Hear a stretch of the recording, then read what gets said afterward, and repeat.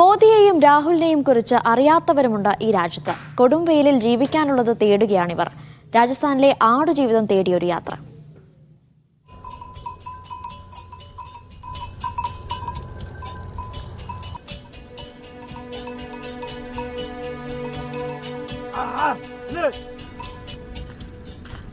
ബിക്കാനീറിലെ ഒരു വിദൂര ഗ്രാമം. 250ഓളം വരുന്ന ആടുകളുമായി മോത്തിറാമിന്റെ ഒരു സാധാരണ ദിവസം.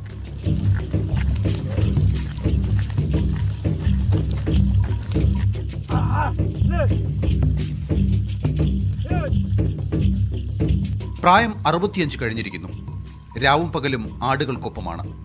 യജമാനന്റെ തലമുടി കണ്ട് ചെമ്മരിയാടുകൾക്ക് അസൂയ തോന്നുന്നുണ്ടാകാം. सुबह तो 7 बजे उठो, घेटी बकरी चुंगो, हिरण पानी करो, पाछे अच्छे रहो। शाम को 7 बजे 8 बजे करीब हो जाएंगे. മോത്തിറാമിന് ഭാര്യയും 4 മക്കളുമുണ്ട്. കൂടെയുള്ളത് ഇളയ മകൻ ഗോപാൽ.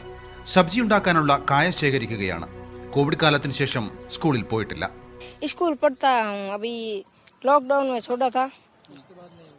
इसके बाद टीसी नहीं है. अब टीसी सर को दी थी, टीसी वापस बनने की नहीं आएगी और टीसी गुम हो गई. इसलिए टीसी बनाने के लिए हम कोशिश कर रहे हैं, स्कूल जाएंगे. ചെമ്മരിയാടിന്റെ രോമം വിറ്റാൽ കിലോയ്ക്ക് 100 രൂപ കിട്ടും. വർഷത്തിൽ 3 തവണ വെട്ടാം. മരുന്നിനു വേണ്ടി മാത്രമാണ് പാല് വിൽക്കാറുള്ളത്. മാംസത്തിനായി ആടിനെ കൊടുക്കാറില്ല. സർക്കാരിൽ നിന്ന് ഒരു സഹായവും കിട്ടുന്നില്ല. सरकार क्या दिया आपको? सरकार क्या दे?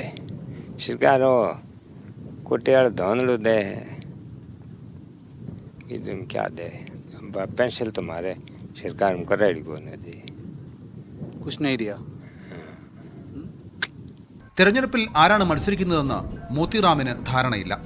എന്തിന് മോദിയെയോ രാഹുലിനെയോ അറിയുകയില്ല. आपको नरेंद्र मोदी को मालूम है ना? नरेंद्र मोदी मोदी है. नरेंद्र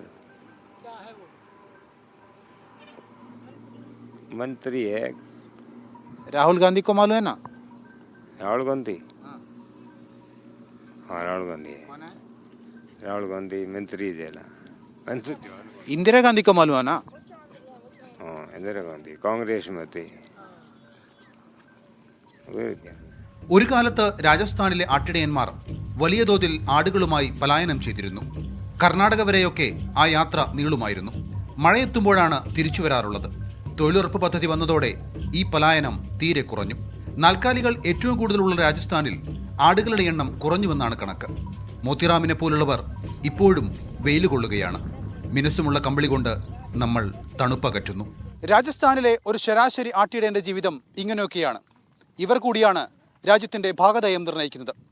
അനീഷ് കാഞ്ഞങ്ങാടിനൊപ്പം മുഹമ്മദ് നൌഫൽ, മീഡിയ 1.